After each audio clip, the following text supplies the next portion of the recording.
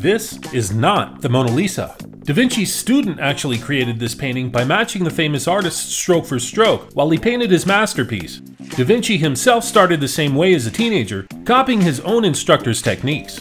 Believe it or not, copying other artists is how you start to find your drawing style. Welcome to part 7 of my Drawing for Beginners series, everyone. I'm Artifacts. Now, how do we find a style we can call our own? First, think of some artists whose work you admire. Something about their work speaks to you, and using it as a guide is a great way to capture that same feeling in your drawings. Picasso himself said, "Great artists steal." Not that he meant we should copy an artist's work and claim it as our own. Rather, we can achieve exceptional results by finding ways to incorporate another artist's technique in unique and imaginative ways. Start by copying pieces of an artist's work exactly, to practice and get a feel for their style. Look at things like the lines in their art, the shapes of the marks they make, the materials they use, and the composition. It's especially important to explore styles you've never tried before. In fact, Monet started out doing caricatures before finding Impressionism and becoming one of the most famous painters in history.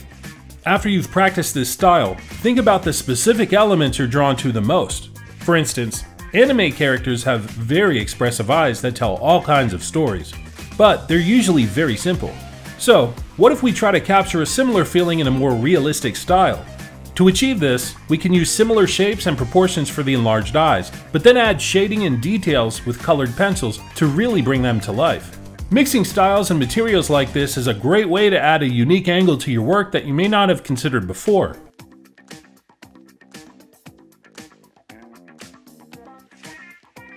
Another great way to discover new looks is to explore all of the shading techniques out there. For instance, you can achieve really interesting effects if you use a ballpoint pen to shade with just hatching and cross-hatching alone.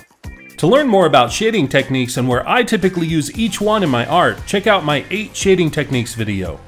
With so many variations, shading by itself can open up a world of possibilities to your drawing style.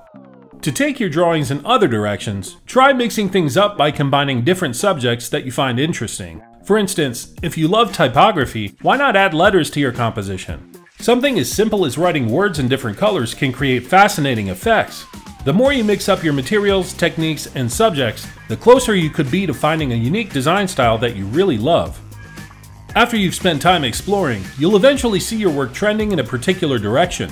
When this happens, you're very close to finding your style.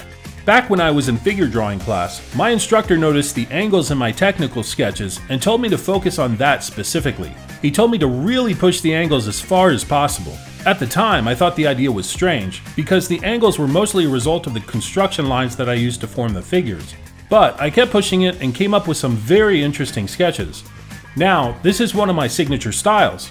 You can see these flat lines and hard angles in my earlier videos on this channel. So just keep pushing yourself once you see something unique developing as you draw. Well, I hope I gave you some new ideas to explore as you search for your own drawing style.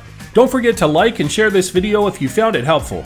Also, comment to let me know which styles out there speak to you the most. Thank you for watching, and I'll catch you next time.